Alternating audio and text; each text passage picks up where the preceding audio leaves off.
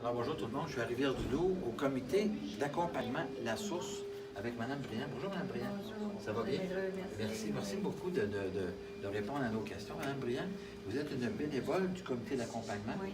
Qu'est-ce qui est le rôle du bénévole exactement dans l'accompagnement auprès des personnes en fin de vie? Alors, on vient en soutien aux familles, on donne un répit aux prochains aidants. Il y a des personnes qui sont seules, puis c'est ça, on va leur tenir la main pour leur dernier départ. Leur dernier Ça, départ, hein. oui. Donc c'est un moment qui est particulier dans la vie d'un oui. individu, hein, d'arriver vers la fin de la vie. C'est tout un processus. Oui. Et de l'accompagnement, est-ce que c'est la relation aussi avec la famille qui rentre un peu en ligne de compte? Oui, on devient un soutien aussi. Vous savez, on donne, mais on reçoit beaucoup des Oui, accompagnements c'est ce que qu'on fait.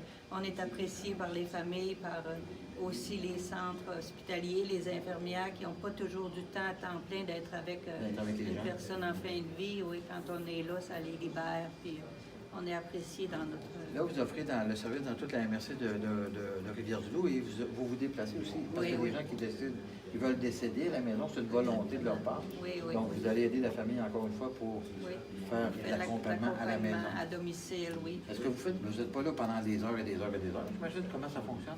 Quand on est en fin de vie, on accompagne pendant 3 à 4 heures. Okay. Mais quand on fait ce qu'on appelle les visites d'amitié auprès des personnes seules ou des personnes qui ont des problématiques d'Alzheimer, pour donner répit un peu aux prochains aidants, ça, on est une heure ou deux, selon ce que le coordonnateur décide. Donc, vous vous relayez. Imaginons qu'une personne, on sait où à peu près qu'il reste 24 ou 48 heures à vivre. Est-ce que vous le relayez 24 heures sur 24, non? Non, on fait dans le des jour. Nuits maintenant. Okay. Ouais. Vous l'avez déjà fait? Oui, on l'a déjà fait, oui. Maintenant, on arrête à minuit. Okay.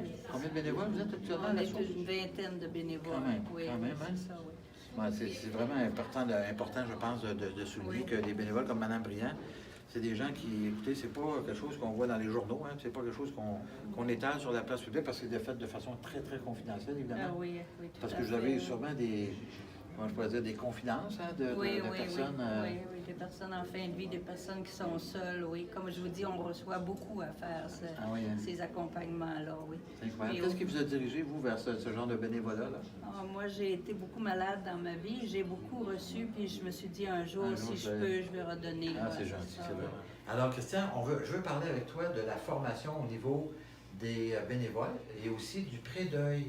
Parce que moi, c'est la première fois que j'entends ça de ma vie. En fait, là, vous avez des groupes que vous formez pour aider les gens à comprendre qu'est-ce qui s'en vient dans le processus. C'est ça. On a en fait des groupes de soutien.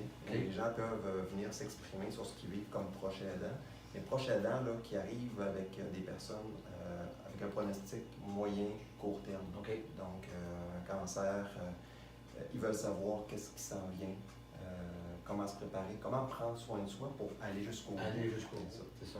Donc, tous nos bénévoles, en fait, quand on les recrute, ils partent pas comme ça, accompagnés. Oui, non, c'est ça. En tout cas, moi, je ne savais pas quoi faire réservant. Un peu traumatisé. Donc, ce qu'on fait, c'est qu'on les accompagne là-dedans, on les fait parrainer par des gens qui ont de l'expérience, mais on leur donne aussi beaucoup de formation. Ça touche à plusieurs aspects. La relation d'aide. Comment faire pour accompagner quelqu'un quand il y a des confidences qui nous sont faites. Dans le passé, c'est arrivé qu'on refuse des bénévoles.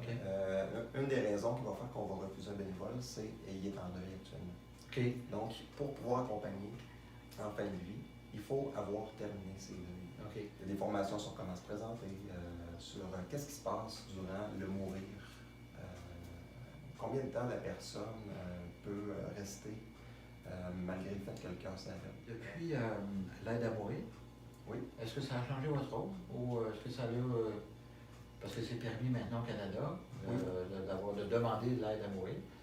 Au niveau du comité d'accompagnement à la source, on n'a pas pris de position là-dessus. Donc, il y a des bénévoles qui sont à l'aise d'accompagner des gens qui font cette demande-là. Parce qu'on peut choisir l'heure, la date, puis c'est presque rendu là, finalement. C'est rendu pas mal comme ça. Il y a certains critères quand même qu'il faut respecter. Mais c'est ça. Les bénévoles qui sont à l'aise le font. Les bénévoles qui ne sont pas à l'aise ne le font pas. Je suis heureux de vous découvrir.